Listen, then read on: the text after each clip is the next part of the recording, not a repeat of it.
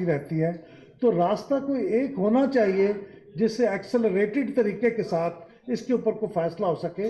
एक महीने के अंदर इसमें कौन सी बड़ी बात है? फॉर्म 45 मौजूद है, फॉर्म 47 भी मौजूद है, उनको टेबुलेट करना है। 2-3 लोगों ने यहाँ बैठ के कहा है कि वो उसका एनालिसिस में मदद देने को तैयार है। तो अगर नीयत ठीक हो तो एक महीने के अंदर, उससे भी कम में ट्राइब्यूनल ये फैसला कर सकते हैं। तो बड़ी बात इस वक्त ये है, रिकमेंडेशन ये जानी चाहिए कि इलेक्शन ट्राइब्यूनल फौरी तौर पे एक महीने के अंदर अंदर इस बात का तो फैसला करे। बाकी कोई और चीज़ें हैं टेक्निकल, उसकी बात अलग है, लेकिन फॉर्म 45, 47 ये मरकज़ी नुक्ता है, इसके ऊपर फैसला होना चाहिए। मुझे ये फॉर्म 45 और 47 में जो तफावत है, इसका तो मेरे सामने कोई एविडेंस नहीं है, लेकिन बहुत से लोग ये बात कह रहे हैं, तो ये बात गलत नहीं होगी। लेकिन चंद बातें जो सामने आ चुकी हैं, मसलन कानून के मुताबिक इंतखाबी नताइज का ऐलान रात 2 बजे करना कानून के लिहाज से ज़रूरी है।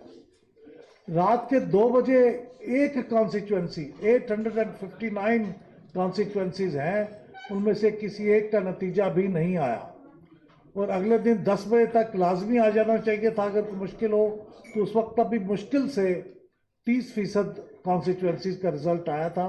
तो इस ताख़ीर का सबब क्या है, इसकी इन्वेस्टिगेशन होना बहुत सख्त ज़रूरी है, क्योंकि ये ताख़ीर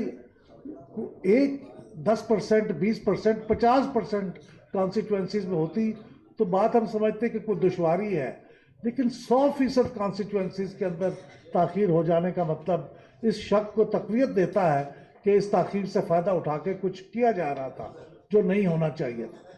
दूसरी बात यह है कि अब ये जो ट्रांसपेरेंसी का तकाजा था, ये भी कानून में लिखा हुआ है कि फॉर्म 45, फॉर्म 48, फॉर्म 46, फॉर्म 49, ये चारों फॉर्म पूरा इलेक्शन कमीशन की वेबसाइट के ऊपर इंतखाबात के इनकाद से 14 दिन के अंदर ये आपकी वेबसाइट के ऊपर होने चाहिए।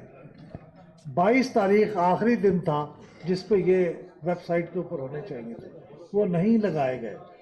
तो इसका मतलब ये है कि छुपाया जा रहा है, ट्रांसपेरेंसी नहीं है।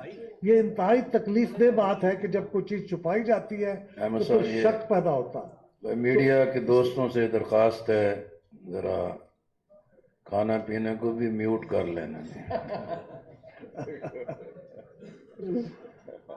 तो ये, और आखिरी बात में गुजारिश ये है कि ये मेरे लिए बहैसियत पाकिस्तान के शहरी के बड़ी शर्मिंदगी की बात है कि एक जमात जो एक असम्बली में अपनी हैसियत रखती है, तादाद रखती है, उसको ढूंढना पड़ रहा है कि कोई दूसरी जमात मिल जाए, कोई दूसरा नाम मिल जाए तो हम उसके अंदर जम हो जाएं, तो फिर हम रिजर्व सीट्स का कोटा जो हमारा हक है उसको क्लेम कर सकें।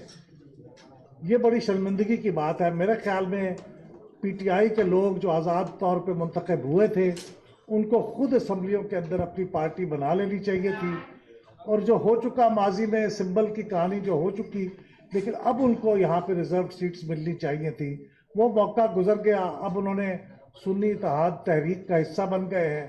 तो अब इस मामले को मज़ीद तूल ना दिया जाए, और जो उनका हिस्सा बनता है बगैर किसी ताख़ीर के, अब उनका हिस्सा रिजर्व सीटों का उनको दे दिया जाए और इलेक्शन कमीशन इसका ऐलान करे।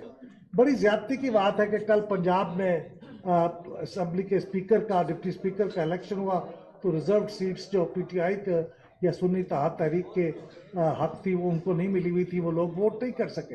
अब कौमी असम्बली का इलेक्शन आने वाला है, तो क्या उसमें भी लोग महरूम रहेंगे? तो मेरी आखिरी रिकमेंडेशन ये होगी कि रिजर्व सीट्स का फिलफौर ऐलान किया जाए, और मज़ीद हमने जो अपने दामन दागदार किए हुए हैं मज़ीद ना करें। पहले ही बहुत ये ज़्यादती हो चुकी है और इंतखाबात के बारे में सवालात उठ रहे हैं, शकूक व शुबहात से बात बढ़ के यकीन तक पहुँच गई है।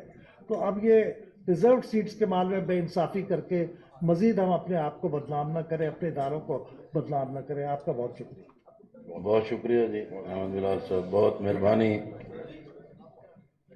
हज़रात, अब मैं दरख्वास्त गुजार हूँ अपने बहुत ही अजीज़ भाई रहनुमा